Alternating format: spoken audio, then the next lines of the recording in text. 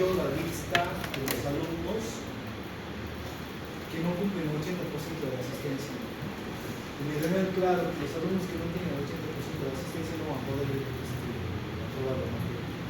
Bueno, yo ya he enviado la lista, seguramente va a llamar a uno por uno para ver la situación. Gracias a Dios aquí en Cristo son muy pocos. ¿Ya? Bueno, también quería comunicarles que hasta el martes acabo esta competencia 3. Tendrías que tomar el examen ya de todo lo que es endócrino. ¿Ya? Entonces, el otro martes es, ¿qué fecha es el martes? 4. Claro, el próximo martes no es 4 de este, los próximos 4. Entonces, volviendo el 4 de noviembre podríamos tomar el examen de la mesa de competencia. Pero no es mucho, yo tengo solo 4, 3 páginas. Y ahora, este miércoles, vamos a comenzar a dar vamos a hacer los análisis, la resolución de los análisis, los casos clínicos y de la calificación. ¿Ya? Así que 45 minutos que vamos a dedicar, van a pasar los grupos a defender el caso clínico, y los otros 45 minutos vamos a avanzar lo que es la cuarta competencia, lo que es aparato digestivo, que corresponde a eliminar, y con eso acabaríamos toda la competencia. Yo creo que 2 semanas acabo todo. ¿Ya? Como siempre, todas las preguntas de examen salen de lo que avanzamos en clase.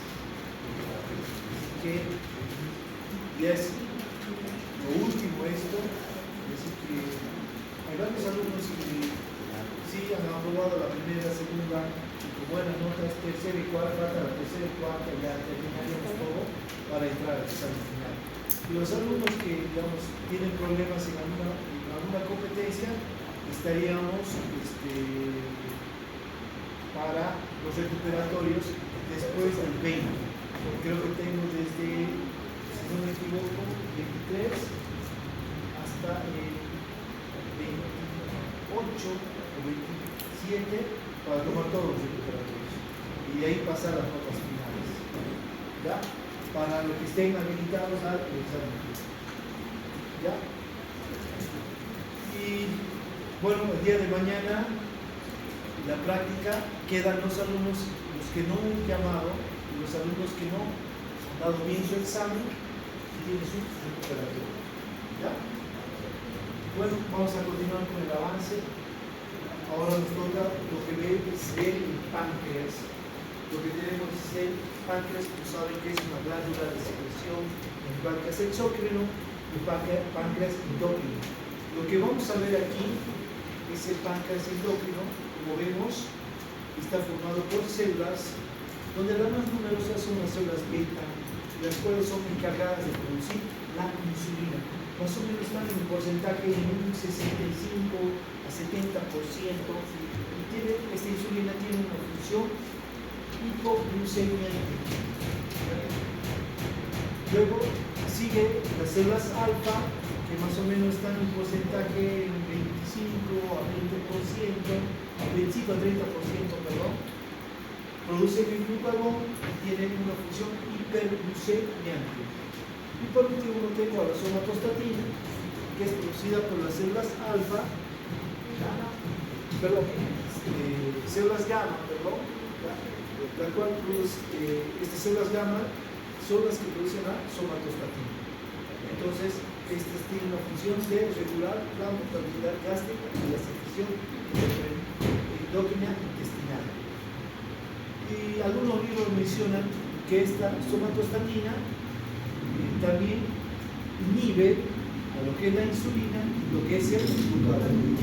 Y también aquí a este nivel se produce lo que es el polipéptido pancreático, el cual su función es regular los procesos digestivos.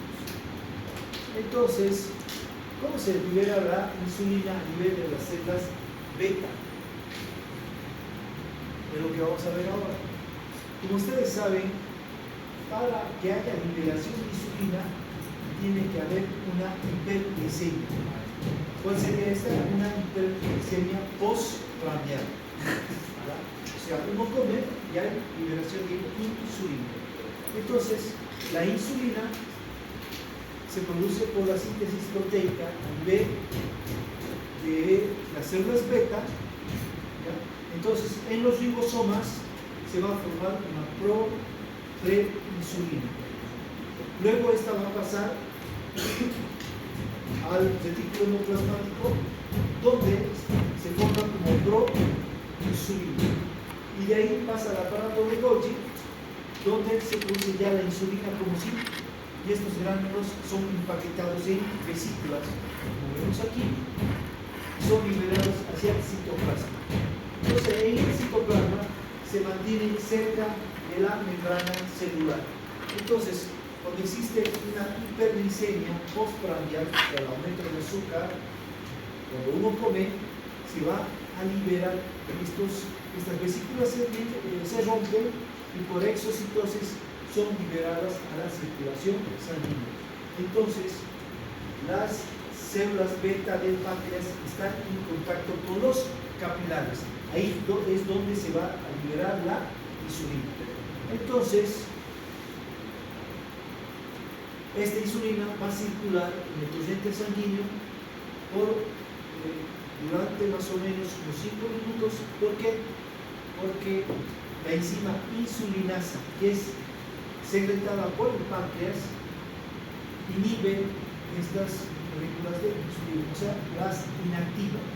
Más o menos esa inactivación se da en unos 10 a 15 minutos, o sea que desaparece esta insulina. Entonces, esto en cuanto a su mecanismo de liberación. Ahora, la estructura química de la insulina. Esto fue descubierto por estos dos investigadores, Frederick Banting y Charles Tess, en el año 1924, o sea, más o menos ya más de 100 años. Ellos ganaron un premio Nobel por esto. Entonces, ellos describieron a la insulina como una molécula que está formada por dos cadenas, una molécula polipeptídica formada por dos cadenas de aminoácidos, una cadena formada por 21 aminoácidos y otra cadena formada por 30 aminoácidos. Las dos están unidas por puentes de disulfuro. Entonces, ellos también describieron que cuando se rompen estos puentes de disulfuro, esta insulina no es una insulina activa, no funciona como tal. Ahora, como sabemos, la glucosa es necesaria para que se genere energía en todas las células. ¿Ya? Es la fuente principal de energía para todas las células. Entonces, esta insulina sobre todo tiene sus órganos diana. ¿Cuáles son sus órganos diana? Son el tejido muscular esquelético, el hígado y el tejido adiposo. ¿Ya? Estos son sus órganos diana. Entonces, ¿cómo introduce la insulina a la glucosa? Lo hace mediante la difusión facilitada. Entonces, como vemos aquí tenemos receptores de membrana donde actúa la insulina. Estos receptores de membrana están formados por dos unidades alfa que miran hacia fuera de la célula, o sea, hacia la zona extracelular, y dos subunidades beta, las cuales miran hacia dentro de la célula, o sea, intracelularmente. Entonces, cuando la insulina actúa, ¿qué hace? Actúa sobre esos receptores y activa las unidades alfa y a las unidades beta. Por lo tanto, esta insulina se va a introducir, ¿ya?, dentro de esos receptores, donde encuentran una proteína transportadora. Y esta proteína transportadora es la encargada de introducir a la glucosa intracelularmente. Luego esta proteína nuevamente vuelve a estos receptores para captar otra molécula de glucosa. ¿Ya? Y entonces, esta difusión facilitada no solo se da para la glucosa. También se dan para el ion de potasio, para los aminoácidos, para el magnesio y los fosfatos. También ingresan por esta difusión facilitada, aparte de la glucosa.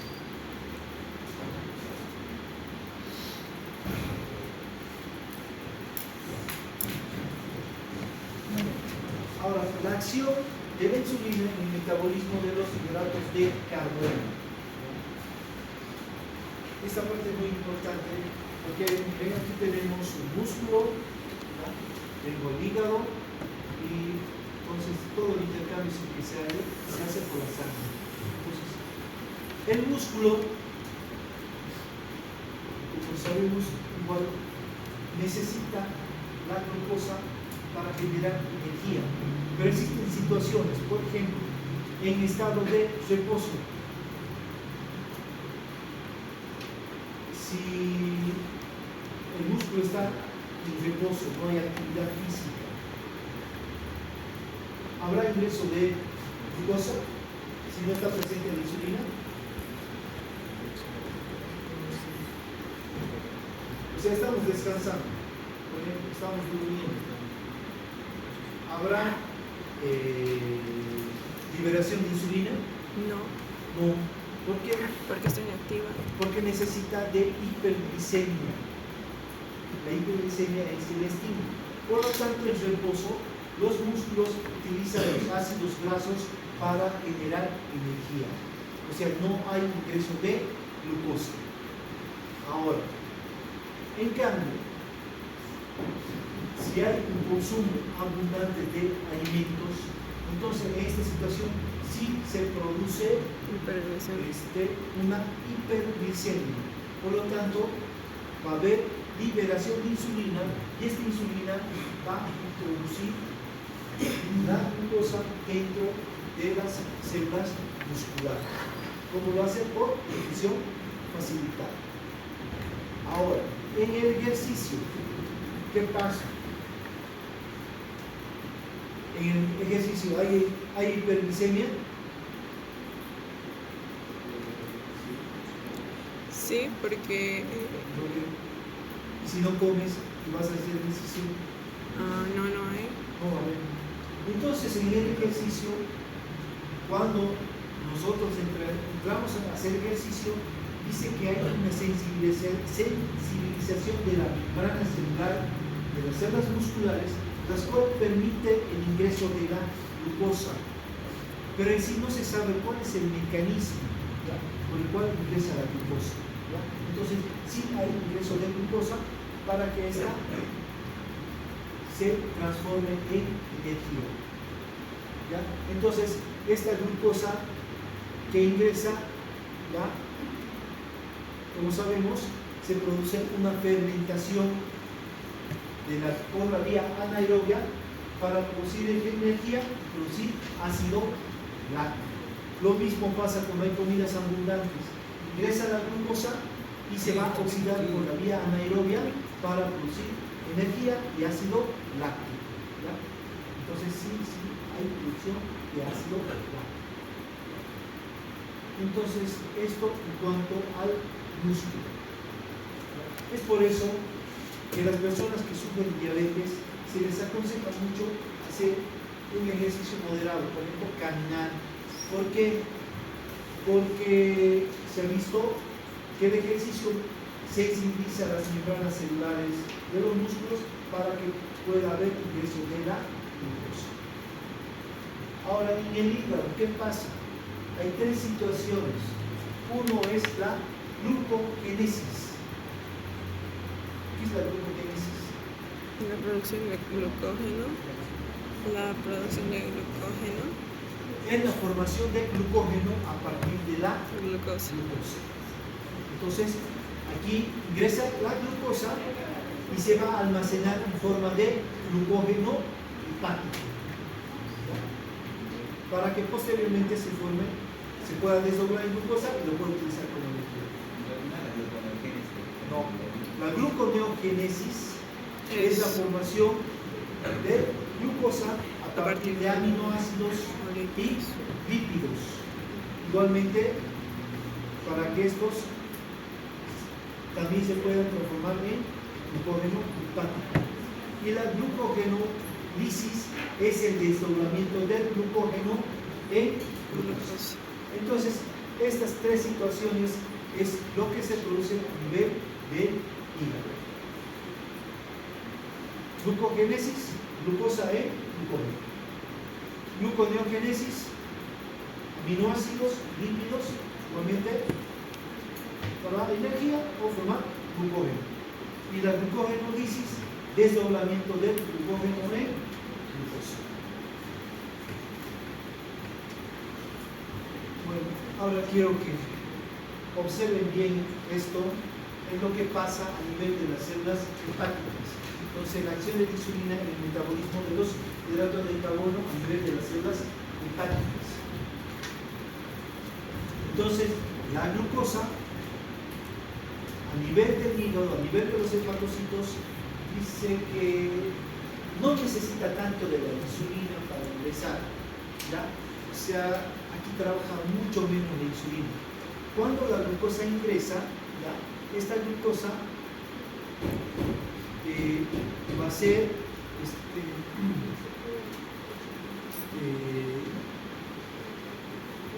atacada, podemos decir, por una enzima que es la glucosinasa. En algunos libros como esta está como exoquinasa. Bueno, son similares, tienen la misma función, solo que algunos libros dicen que a nivel de los hepatocitos es la glucosinasa y la exoquinasa, por ejemplo, es en las células musculares, pero en sí las dos tienen la misma función. Entonces, ¿qué pasa? En este caso, la glucosa se une a la glucosinasa, ¿para qué? Para que un fósforo se una a la glucosa y forme el glucosa 6-fosfato. Ese glucosa 6-fosfato se va a transformar en glucosa 1-fosfato. Y entonces, gracias a esta glucosa, por el glucógeno sintetasa o sintetasa de glucógeno, se va a transformar, perdón, esta glucosa 1-fosfato, gracias a la glucógeno sintetasa, se transforma en glucógeno para ser depositado en el hígado. ¿Ya? Entonces, esta es la vía de cómo la glucosa se transforma en glucógeno. Primero, gracias a la glucosinasa, y luego a la glucógeno sintetasa. Entonces, ¿qué quiero decir? Que cuando la insulina está trabajando, activa la glucosinasa y la glucógeno sintetasa. Igualmente, esta glucosa que vemos aquí, que gracias a la glucosinasa se ha formado glucosa 6-fosfato, luego glucosa 1-fosfato, luego fructosa 6-fosfato, luego fructosa 1-fosfato, luego actúa la acetilcoenzima A, que luego da lugar al piruvato, y a nivel de las mitocondrias se va a formar el ATP para formar energía. Por lo tanto, esta glucosinasa me puede llevar a formar energía por la vía aerobia o me puede llevar a formar glucógeno si actúa la glucógeno sintetasa o la sintetasa de glucógeno. Todo esto gracias a la insulina. Entonces, una de dos: forma glucógeno o utiliza la glucosa para formar energía. Esto cuando está funcionando la insulina. Entonces, ya le he descrito más o menos la vía anaerobia. Pero la vía aerobia para la formación de energía a partir de la glucosa. Pero ¿qué pasa cuando no hay insulina? ¿Ya? Entonces, cuando ustedes están en ayunas entre comidas, ¿ya? Entonces la que se va a activar es la fosforilasa. Esta fosforilasa, ¿qué hace? Desdobla el glucógeno en glucosa. Entonces, aparte, le va a quitar a la glucosa ese fosfato. ¿Para qué? Para que la glucosa pueda salir de las células hepáticas y así, de este modo, aumenta la glicemia en sangre. Entonces, Es por eso que el glucago me produce hiperglicemia. ¿Por qué? Porque activa a la fosforilasa. Entonces esta fosforilasa que hace, desdobla el glucógeno y le quita a la glucosa un fosfato para que esta glucosa quede libre y pase a la circulación y produce hiperglicemia. ¿Ya? Entonces, resumiendo, ¿qué estimula la insulina? A la glucosinasa. ¿Para qué? Para que se una al fosfato, forma glucosa 6-fosfato, glucosa 1-fosfato, y gracias a la glucosa fosfatasa, o también gracias a la sintetasa de glucógeno, forme glucógeno. O también esta glucosinasa puede entrar a la vía aerobia para formar ATP, energía. ¿Y qué hace cuando la insulina está funcionando? Está activa, inhibe a la fosforilasa. Entonces, esto es así resumido, qué es lo que pasa cuando actúa la insulina o actúa el glucagon. ¿Algunas dudas esta parte? Creo que está claro. ¿Está bien? Bueno.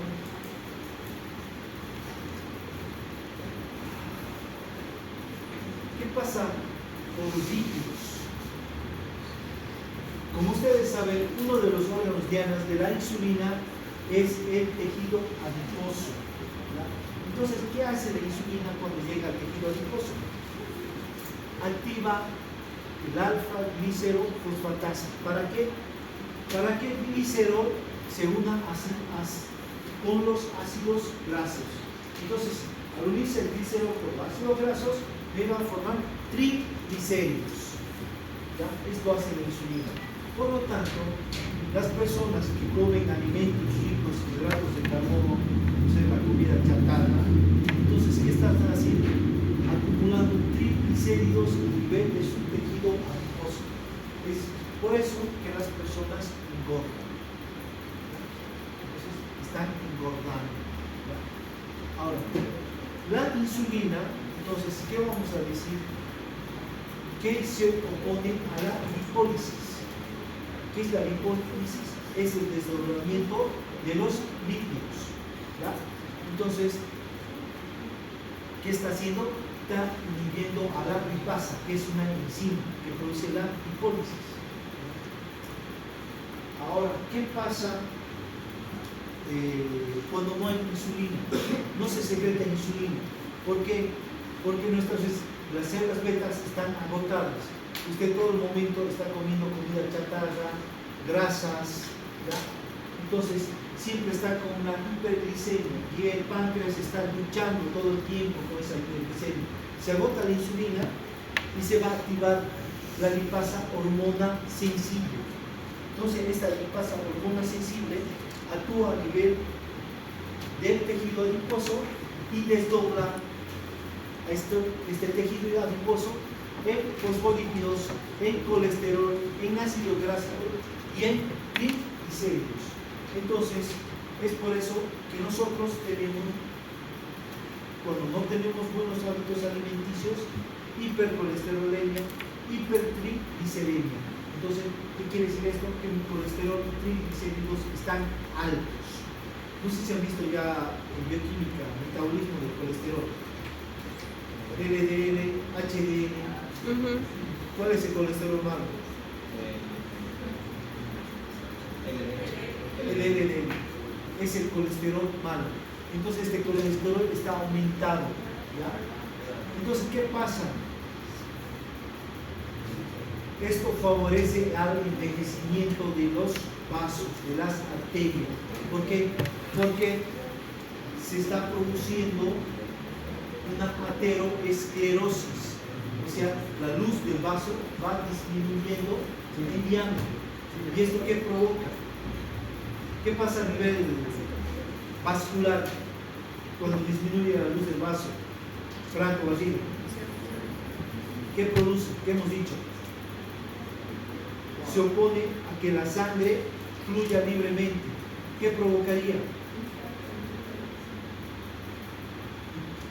Si usted hace un análisis a una persona de colesterol alto, triglicéridos alto, al médico, es porque tiene alguna sintomatología, está con dolor de cabeza, malestar, le puede faltar el aire. ¿Qué está pasando, Franco? ¿Qué está pasando con esta persona? ¿Qué podría ser? Macrocefatías. Pero No llega la sangre. ya no llega la sangre. ¿Y qué pasa con el corazón? ¿Ah? El corazón se tiene que forzar más para vencer esa aterosclerosis. Entonces, ¿qué estaría pasando? Maite, ¿qué se genera? Pues el aumento de fuerza de contracción del corazón. Hipertensión. Hipertensión arterial, exacto. Hipertensión arterial. Entonces esta persona está con hipertensión arterial. Entonces, esta hipertensión es tan fuerte, ¿ya?, que en algún momento se va, estas placas de ateroma, o sea, se van a romper, se fragmentan. Entonces,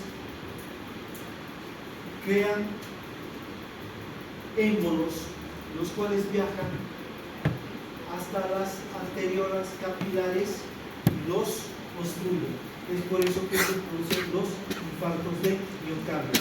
Las personas diabéticas tienen más posibilidad de tener un infarto de miocardio. ¿Qué más afecta? Esos ateromas pueden viajar hasta los vasos sanguíneos del cerebro.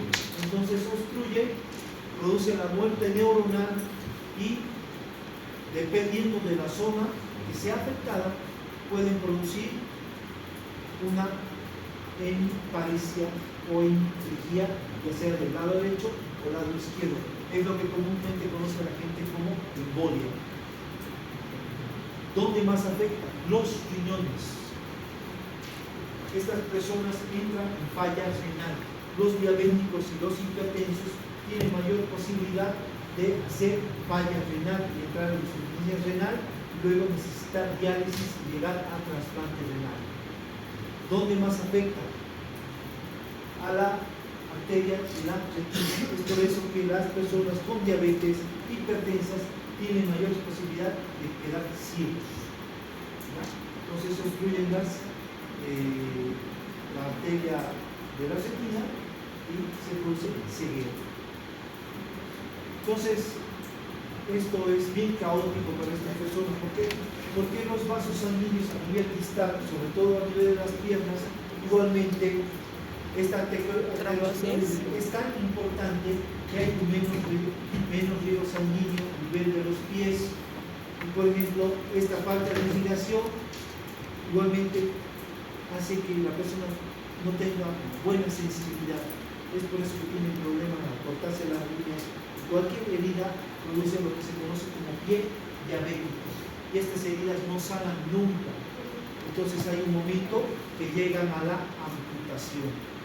Entonces, esto es bien caótico para estas personas que no se controlan la diabetes. ¿Hay algún diabético aquí? Porque es lo que van a ver. Cuando sean médicos generales, es lo que van a ver muy común ver diabéticos. Y si usted no entiende esta parte de fisiología, ¿qué tiene que ver la insulina? Para el año va a haber fisiopatología, sí, un poco más complejo que esto. No van a entender por qué estas personas se descompensan. ¿No hay diabéticos aquí? Que tengan padres, abuelos diabéticos. ¿Hay? Sí, aquí. Ahí tengo a... allá. Entonces, ustedes tienen que tener mucho cuidado. ¿Por qué? Porque hay una predisposición clínica a ser diabético. Entonces, ¿qué tiene que ser usted? Tiene que ser bien disciplinado con lo que come, no aumentar de peso y siempre controlar que sus triglicéridos y colesterol no estén aumentados.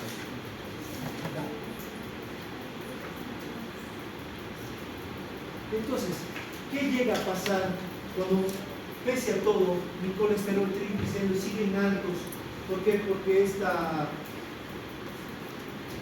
hormona que hemos nombrado aquí, la lipasa, hormona sensible, sigue y sigue desdoblando el tejido adiposo.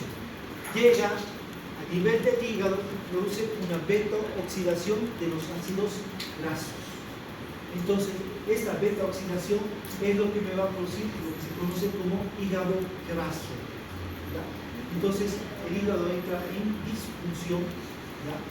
Y a nivel de las mitocondrias se produce la carnitina. Esta carnitina que va a dar lugar a la acetilcoenzima A, la cual da al ácido acético y luego da al ácido acetil beta-butírico, los cuales son los responsables de formar los cuerpos cetónicos. Estos cuerpos cetónicos que son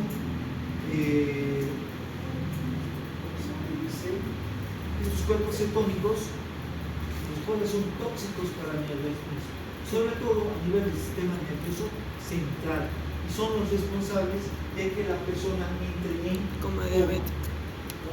Entonces, esta persona, la hiperglicemia es tan elevada, y gracias a esta producción de estos cuerpos cetónicos que se da a nivel hepático, se produce la cetoacidosis diabética y la persona entra en coma diabético.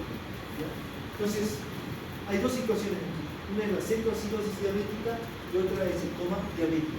Generalmente la cetoacidosis diabética, la glicemia está entre 350 a 450 miligramos de cilindro.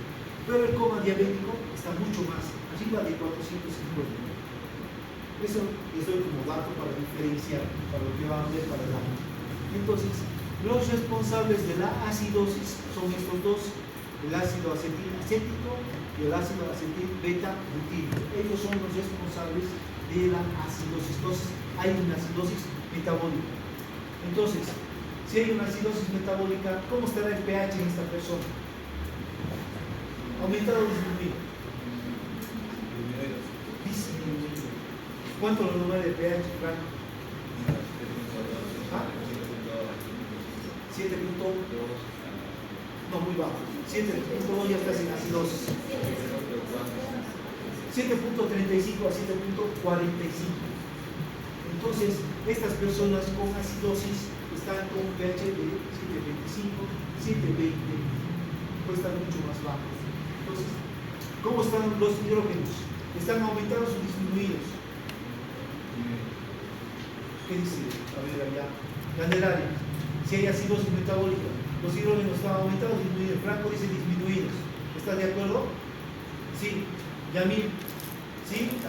Aumentados, dice. Samantha, aumentados. Mario, aumentados. Joel, disminuidos. ¿Qué dice Sachel? Acidosis metabólica, igual a hidrógenos aumentados o disminuidos. Aumentados, ¿sí? Claudia.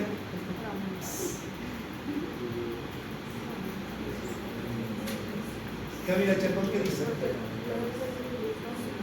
Disminuidos. Estefan, ya está googleando.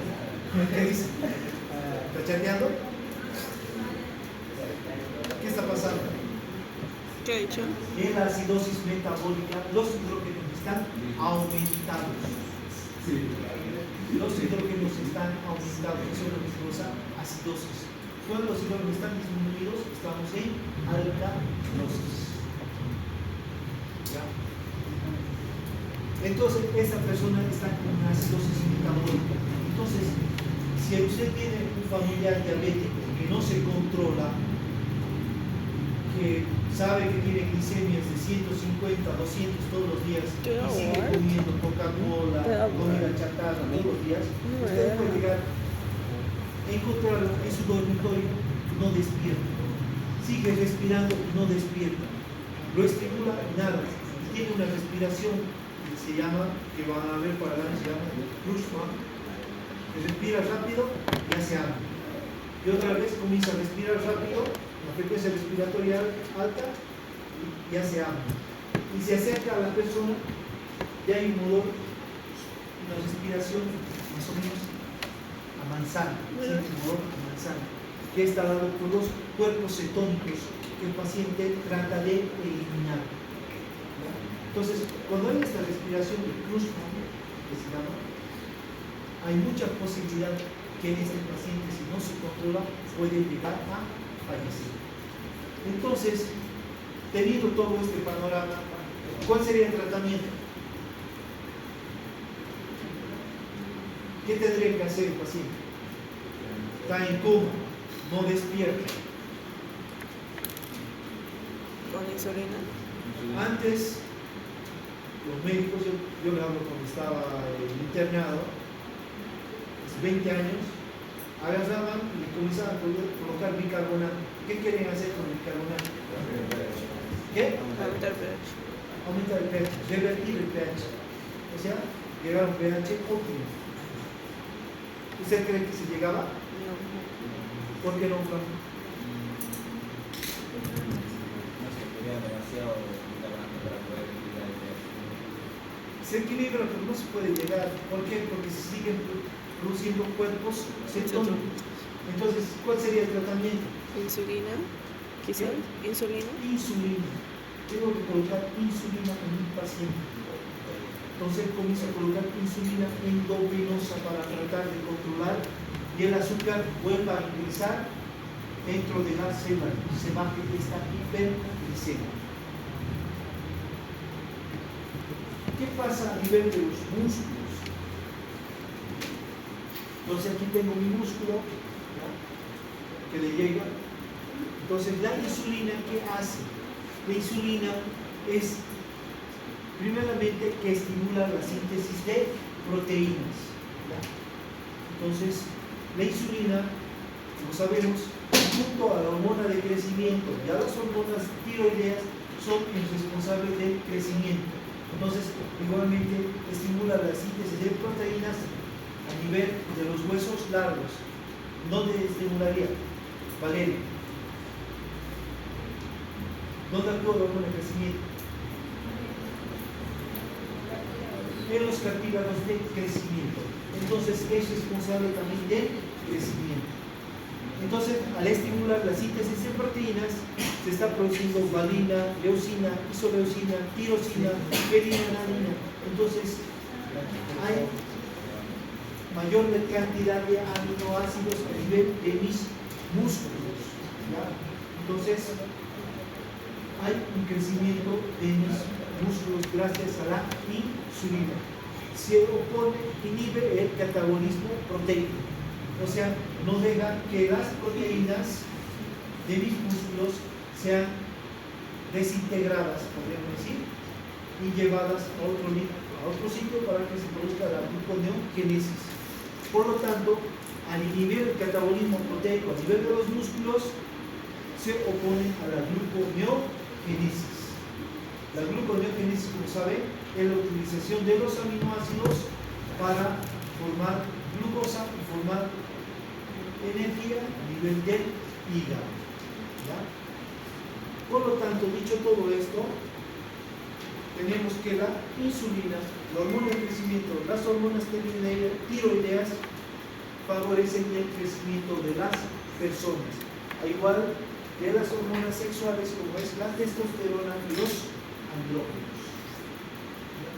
Entonces, ¿qué pasa cuando no hay insulina en nuestros músculos? ¿Qué llegaría a pasar? Todo esto lo que he descrito es con insulina. No existiría síntesis proteica en el músculo. No se produciría la valina, leucina, isoleucina, tirosina, perinonadina, nada. No se produciría. ¿Qué más? Se producía catabolismo proteico. O sea que las proteínas de mi músculo se van a desdoblar en aminoácidos. ¿Para qué? Para que estos aminoácidos vayan a formar parte de la gluconeogénesis, ¿ya?, y sean utilizados como energía. Es por eso que las personas diabéticas son personas que los músculos están delgados, ¿ya?, y comienzan a enflaquecer, comienzan a perder peso. ¿Por qué las personas con diabetes así galopante no tienen tejido adiposo?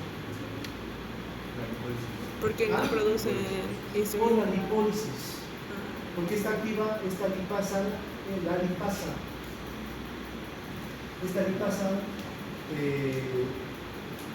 lipasa que está desdoblando el tejido adiposo en sobre todo triglicéridos y colesterol. Entonces, las personas con una diabetes descompensada son personas flacas, porque no hay acúmulo de tejido adiposo y aparte hay una hipertrofia de los músculos. Entonces, ¿qué pasa en un paciente diabético? Todo lo que hemos descrito. Frank, Bajir, hidratos de carbono, no hay insulina, ¿qué pasa? ¿Qué se activa si no hay insulina? Es lo que hemos dicho toda la clase. ¿Qué pasa? ¿Qué se activa? ¿Cómo se llama la enzima? No hay insulina, no se activa la glucosinasa ni la glucógeno sintetasa. Entonces, ¿qué se activa? La fosforilasa. La fosforilasa. ¿Qué hace la fosforilasa? Desdobla el glucógeno en glucosa para que produzca hiperglicemia. ¿Por qué? Porque libera a la glucosa del fosfato. Entonces, hace hiperglicemia. Entonces, mi glicemia va a estar en 200, 250. ¿Qué pasa con los lípidos? Maite, ¿hay desdoblamiento de lípidos? ¿Sí o no? ¿El tejido adiposo se desdobla? No. ¿No? ¿O sí? Dayan, ¿qué pasa? Ah, por la lispasa hormona. Por la lispasa. Ajá.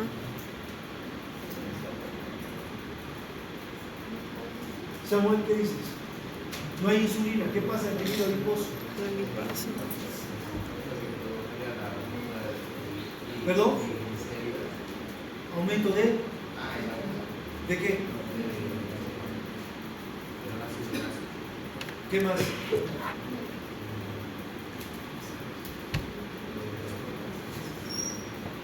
Ya no se inhibe la lipasa. ¿Perdón?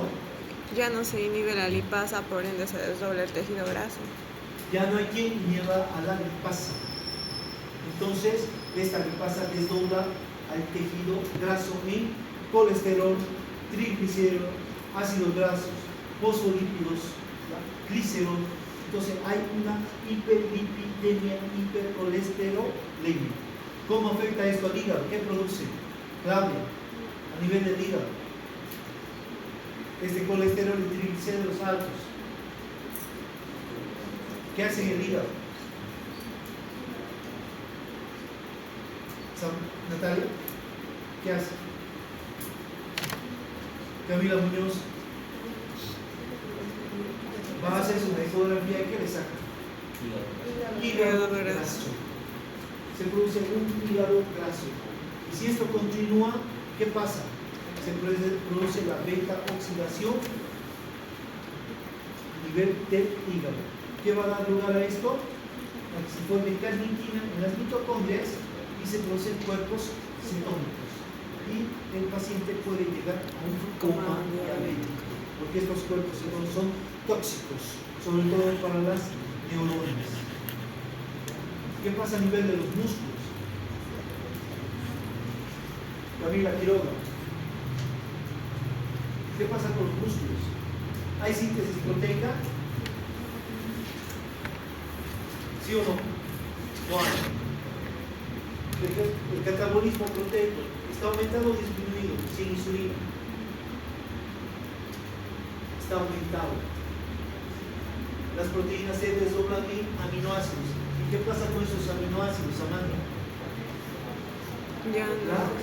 gluconeogénesis. Entonces, hay una hipotrofia, pérdida de masa muscular. Entonces, son pacientes diabéticos descompensados. Entonces, miren esta imagen, las 4 etapas de la diabetes. ¿Por qué se producen? Como hay una hiperglicemia, se da aumento. Esta hiperglicemia vence a nivel renal sea, hay una reabsorción de glucosa a nivel de los tubos, y ahora vamos a ver en fisiología renal.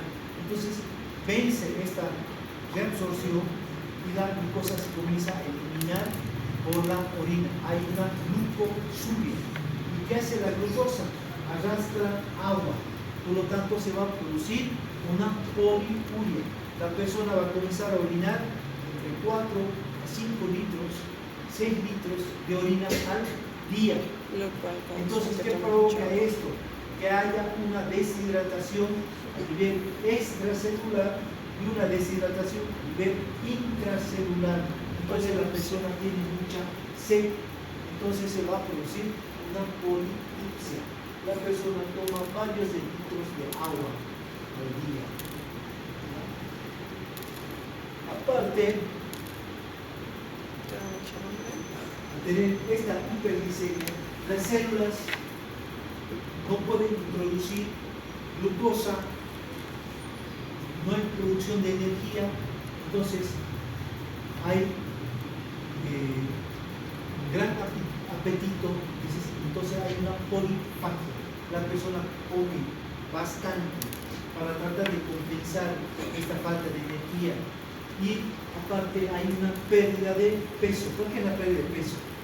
Porque Uno, Lipólisis. hay lipólisis. Y otro,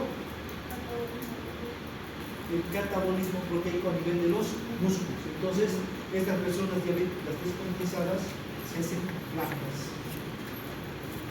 Aparte, hay una aterosclerosis por este colesterol y triglicéridos altos. La persona es hipertensa, se afecta al corazón, se producen los infartos de miocardio. A nivel del sistema nervioso, se producen los ACVs isquémicos, o puede ser ACVs hemorrágicos por hipertensión. A nivel renal, llegan a falla renal, insuficiencia renal, luego a diálisis. Y a nivel de la retina, igualmente se puede producir una ceguera por obstrucción de la arteria de la retina. Y las complicaciones, como ser el pie diabético, el cual puede llegar a la amputación. Entonces, sabiendo cómo funciona la insulina, nosotros podemos saber cómo va a afectar a la diabetes a la persona. Entonces, existen 3 tipos de diabetes. Una diabetes tipo 1, que más o menos va en el 10% de las personas, que se produce sobre todo en niños. Estos niños generalmente sus padres también son diabéticos tipo 1, entonces esto se transmite y estos niños nacen ya con sus células beta ya que no secretan insulina. ¿Ya? Por lo tanto, estos niños necesitan insulina, colocarse insulina diariamente, si no llegan a un coma diabético. ¿Alguien conoce niños que se coloquen insulina? ¿Perdón? También se colocan parches de insulina. Pero esos parches son caros. Generalmente se coloca insulina a nivel del abdomen. Ya vienen igual jeringas precargadas. ¿Ya? Y son capísimas las colocadas de insulina, ya acostumbrados. La mayor parte de los diabéticos son pacientes diabéticos tipo 2. Estas son personas que han sido personas sanas, pero por sus malos hábitos alimenticios, comer comida chatarra, rica en hidratos de carbono, rica en grasas, han vencido la producción de insulina por parte de las células beta del páncreas. Entonces, esta persona en un momento de su vida va a llegar a la diabetes, sobre todo la gente obesa, ¿ya? Aparte que es personas que son no hacen ejercicio, son sedentarios, ¿ya? Toman Coca-Cola todos los días, que tiene alto en azúcar, Entonces, este tipo de títulos sí se puede prevenir. ¿Cómo lo haces? Con una alimentación sana y equilibrada. Entonces,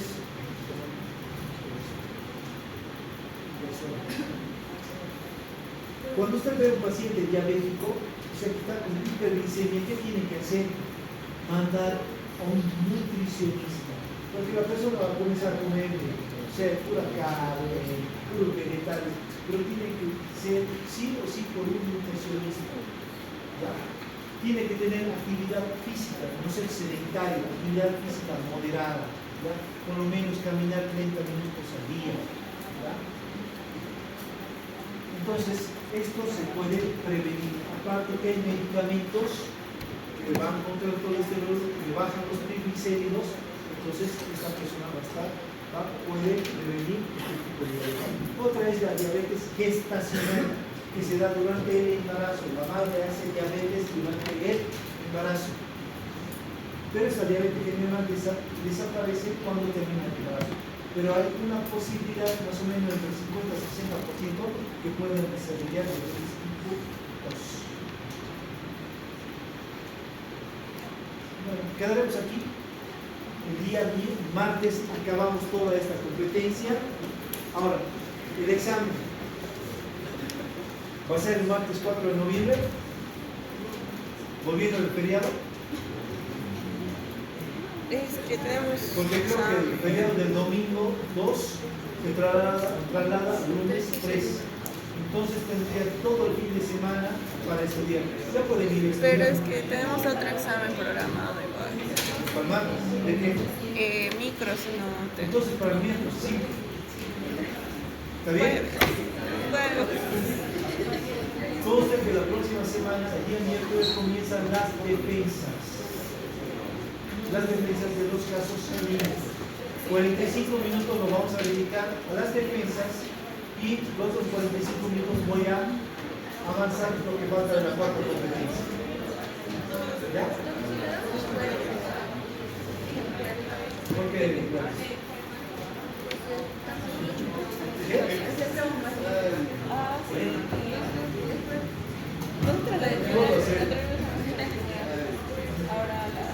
Entonces quedamos para el miércoles 5 de noviembre el examen de la tercera competencia. Los alumnos que no me pueden ir en este examen de neurofisiología